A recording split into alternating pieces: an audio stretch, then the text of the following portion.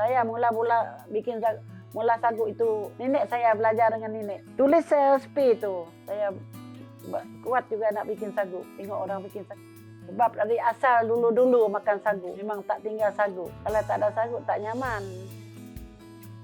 Ya saya orang kalah buat sagu, orang beli banyak, buat sagu tak banyak, lelah bah.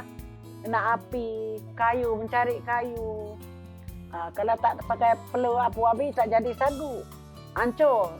Mengeras dia lama tak, mikir rengup sagu. Tak ada tak dia tak dapat, susah tak ada orang rumah sini.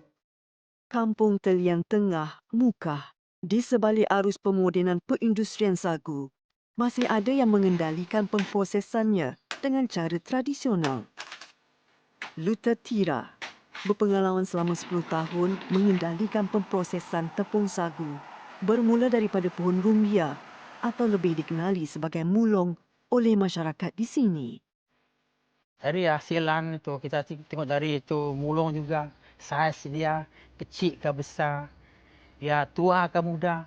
Dia mulung ni bukan semua sama, tidak. Karena ni mulung ini ada dia macam tu, mulung bujang kah, dia ada tu sikit. Kalau orang tua dia hasilan dia dah sikit, sudah tua. Kalau dia sedang muda itu dan cantik itu.